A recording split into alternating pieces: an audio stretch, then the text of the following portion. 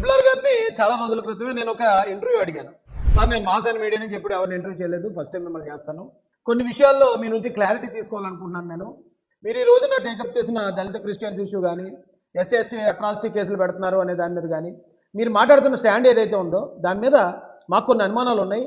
మీ దగ్గరికి వచ్చి మేము ఇంటర్వ్యూ తీసుకుంటాం. ఒకవేళ మీరు ఇచ్చిన సమాధానాలు కంపల్సరీ మేము సాటిస్ఫై అయ్యేలాగుంటే మేము కూడా మీతో కలిసి రావడానికి ఎటువంటి అభ్యంతరం మాకు లేదని వారికి నేను చాలా రోజుల క్రితం రిక్వెస్ట్ ఇచ్చాను. ఆయన ఇంటర్వ్యూ అడిగితే ఆయన చెప్పే పాయింట్ల నుంచి నా అనుమానాలు ఆయనకి వ్యక్తం చేయడం ద్వారా నేను చెప్పిన పాయింట్కి అంటే అనుమానానికి ఆయన సమాధానం క్లియర్గా చెప్పారనుకోండి, నేను ఆయన్ని సపోర్ట్ చేస్తాను. చెప్పలేకపోయారనుకోండి, ఖచ్చితంగా ఆయన మాకు సపోర్ట్ చేయాలి. ఈ కారణంగా అడిగాను. అయితే ఎందుకో మరి ఆయన చాలామందికి ఇంటర్వ్యూలు ఇచ్చారు. ఆ తర్వాత కూడా మొన్న రీసెంట్గా కూడా చూశాను, కరుణాకర్ సుగ్నా కూడా వెళ్ళి ఆయన ఇంటర్వ్యూ చేశాడు. అప్పుడు కూడా ఆయన ఇదే పాయింట్లు మాట్లాడారు. నిన్న ఏబిఎన్లో వెంకటకృష్ణ గారితో కూడా ట్రిపుల్ ఆర్ గారు ఇవే పాయింట్లు చెప్తున్నారు.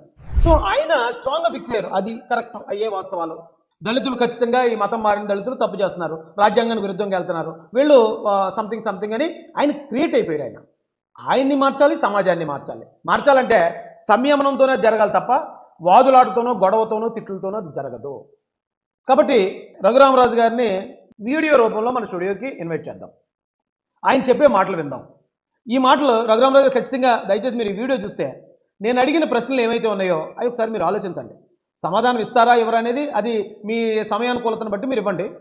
కానీ ఇవి ఆలోచించి మనస్ఫూర్తిగా ఎవరే తమ్ముడు రాజేష్ చెప్పిన దాంట్లో పాయింట్ ఉంది కదా అని మీకు అనిపిస్తే దయచేసి ఈ టాపిక్ని, ఈ దళిత క్రైస్తవులు వీళ్ళు అక్రమాలు చేస్తున్నారు, అన్యాయాలు చేస్తున్నారు, ఎస్ఎస్టీ కేసులు పెడుతున్నారు, ఈ టాపిక్ని వదిలేయండి.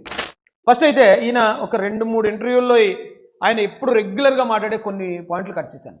ఆ పాయింట్ల ద్వారా నేను ఆయన్ని ఒక ప్రశ్న అడుగుతాను, ఆయన ఒక పాయింట్ చెప్తారు, దానికో నేను చిన్న క్లారిఫికేషన్తో పాటు ప్రశ్న కూడా అడుగుతాను. ఆ ప్రశ్నకి ఒకవేళ వారు ఏదైనా సమాధానం ఇస్తారేమో మనం చూద్దాం. ఎస్సీ ఎస్టీ కేసులు పెట్టేస్తున్నారు అనేది ఫస్ట్ ఆయన వాదన. క్రిస్టియన్గా మారిన తర్వాత అతను ఎస్సీ హోదా ఉండదు, కానీ అనర్హులై ఉండి ఎస్సీ ఎస్టీ కేసులు పెట్టేస్తున్నారు, చాలా కేసులు పెట్టేస్తున్నారు, నా మీద కూడా ఒక 6 కేసులు పెట్టారు అన్నాడు ఆయన. ఒకసారి అది వినిపిస్తాను. నా మీద ఒక 6 to 7 ఎస్సీ అట్రాసిటీ కేసెస్ నేను ఆంధ్ర బహిష్కరణకి గురైనప్పుడు ఢిల్లీలో ఉన్నప్పుడు కూడా నా మీద fake SC atrocity cases register Reddy గారు ముఖ్యమంత్రిగా ఉన్న సమయంలో నా మీద ఒక 6 to 7 కేసెస్ ఉన్నాయి. ఈయన చాలా చోట్ల చెప్పే కారణం, ముఖ్యమైన కారణం ఇది. ఎందుకంటే మీరు ఎస్సీలు అందరినీ మీరు ఇలా మాట్లాడుతున్నారు, తప్పుడు ఎస్సీ ఎస్టీ కేసులు పెట్టేవాళ్ళు మాట్లాడుతున్నారంటే ఆయన చెప్పే కారణం అదే, నా మీదే ఒక 6-7 ఎస్సీ ఎస్టీ కేసులు ఫేక్ కేసులు పెట్టారు. కానీ అదే వీడియోలో మీరు ఆలోచిస్తే జగన్ గారి హయాంలో, ఇప్పుడు ట్రిపుల్ ఆర్ గారు ఒక ఇంటర్వ్యూ చూశాను, ఇదే ఇంటర్వ్యూ అనుకుంటా, వీలైతే మీరు కూడా చూడండి. ఆయన ఎంత దారుణంగా హింసించారో అని చెప్పారు. చెప్పినప్పుడు నాకే చాలా బాధ అనిపించింది. అంత పెద్ద స్థాయి వ్యక్తిని, అంత పెద్ద కుటుంబంలో పుట్టిన వ్యక్తిని, ఎవరికి ఎప్పుడు తలవంచని ఒక వ్యక్తిని సడన్గా తీసుకెళ్ళి అంత దారుణంగా హింసించి ఆయన్ని అంత టార్చర్ పెట్టడం నిజంగా అందరూ బాధాకరమైన విషయం అండి. ఆ కొట్టేటప్పుడు కూడా వాళ్ళు అన్నారట, నువ్వు అంటే కొన్ని బూతులు వాడుతూ నువ్వు సీఎం గారు బెయిల్ రద్దు చేయించేంత మగోడువా అంటూ కొట్టారు నన్ను ఆయన చెప్పాడు. అన్ని బూతులే, కొట్టేటప్పుడు కూడా కానీ అదే పచ్చి బూతులు. బెయిల్ క్యాన్సిలేషన్ చేస్తావరా, ముఖ్యమంత్రి బెయిల్ క్యాన్సిలేషన్ చేస్తావరా, నాకు పచ్చి బూతులు తిట్టారు. అంటే దాని అర్థం ఏంటండి? ఎవరు కొట్టించినట్టు ఆయన్ని? ఆ కేసులు జగన్ గారి హయాంలో తప్పుడు కేసులు వాళ్ళు పెట్టుంటే ఎవరు పెట్టించినట్టు? జగన్మోహన్ రెడ్డి గారు కదా. ఒకవేళ ఈయన పగబడితే, ఈయన కక్ష తీర్చుకోవాలనుకుంటే, ఈయన ప్రతీకారం చేయాలనుకుంటే ఎవరికి చేయాలి? జగన్మోహన్ రెడ్డి గారికి కదా. ఎందుకు ఇదంతా జరిగింది? ఈయన మీద కేసులు పడినా, ఈయన కొట్టించినా ఎందుకు జరిగింది? జగన్ గారి బెయిల్ రద్దు చేయాలని సుప్రీంకోర్టులో పిటిషన్ వేశాడు. అక్కడి నుంచి మొదలైంది ఇదంతా. పాపం ఆయన బర్త్డే రోజు పూట ఆయన తీసుకెళ్ళి హింసించాడు. ఆయన టార్గెట్ చేయాల్సింది ఎవరిని? తప్పుడు ఎస్సీ ఎస్టీ కేసులు పెట్టించిన జగన్ గారినా, లేకపోతే ఆ ఎస్సీ ఎస్టీ కేసులు ఎవరైతే పోను ఒకవేళ 6 పెడితే ఆ 6 టార్గెట్ చేసినా కూడా మనం ఎంతో కొంత అర్థం చేసుకోవచ్చు. ఒకవేళ నేనే అంటాను, నాలంటూ నేరా జగన్ చెప్పారు, మీరు వెళ్ళి తప్పుడు కేసులు పెట్టాలా, మరి తప్పుడు కేసులు పెట్టినప్పుడు మరి ఆయన కూడా చూస్తారు కదా అని నాలంటి వాళ్ళు చాలామంది అంటాం. జగన్ గారిని ఆయన వదిలేశాడు, ఈ 6 వదిలేశాడు. వదిలేసి ఇప్పుడు మొత్తం ఎస్సీలు అందరూ తప్పుడు ఎస్సీ ఎస్టీ కేసులు పెడుతున్నారు అన్న దగ్గరికి ఆయన మాట్లాడడం మొదలుపెట్టారు. ఈ ఎంతవరకు న్యాయం అండి ఇది? అయితే నేను ఇంకోటి కూడా చూశాను. మరి ఇందులో ఏంటి అనేది ఒకసారి ట్రిపుల్ ఆర్ గారే దీనికి క్లారిఫికేషన్ ఇవ్వాల్సి ఉంటుంది. ఎందుకంటే ఇది ఒక కనుమూరి రఘురామకృష్ణరాజు గారు, ఈయన అఫిడవిట్ ఇది. ఈ అఫిడవిట్లో నేను చెక్ చేశానండి కేసులు ఎన్ని పెండింగ్ ఉన్నాయని. మొత్తం 19 కేసులు పెండింగ్ చూపిస్తుంది దీని మీద. ఈయన ఇచ్చిన అఫిడవిట్లో చూడండి, ఇక 19 కేసులు పెండింగ్ చూపిస్తున్నాయండి. 19 కేసుల్లో ఈయన ఏమన్నారు, 6 నుంచి 7 ఎస్సీ ఎస్టీ కేసులు పెట్టారు నా మీద అన్నారు. కానీ 6-7 SC/ST కేసులు కనిపించట్లేదు దీనిలో. ఈయన మీద SC/ST కేసులు 2 కనిపిస్తున్నాయండి.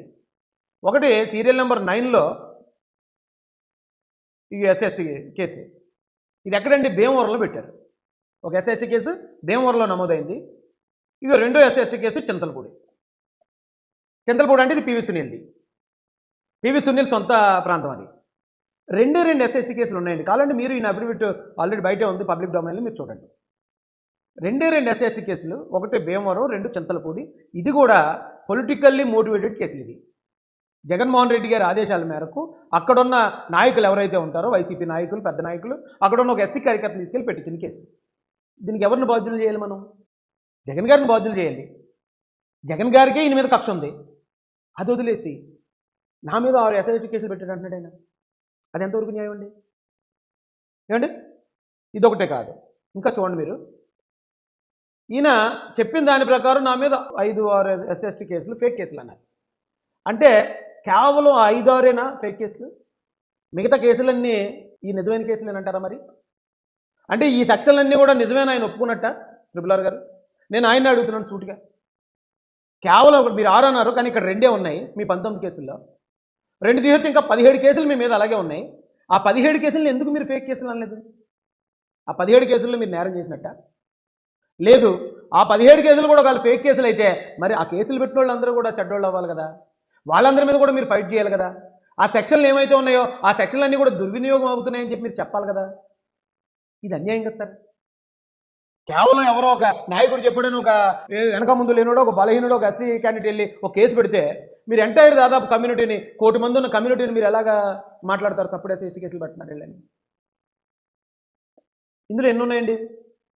Promoting enmity between different groups, ఏమంటే religion, race, place of birth, అంటే 2 వర్గాల మధ్యలో విద్వేషాలు నింపారట ఒక కేసు ఉంది. చీటింగ్, డిజానెస్టీ, చీటింగ్ కేసు అని ఒకటి ఉన్నదట. పనిష్మెంట్ ఫర్ క్రిమినల్ ఇంటిమిడేషన్, అంటే punishment for criminal breach trust, IPC section 505. Deliberate and malicious act intending so ఇదేదో చాలా పెద్దది ఉంది.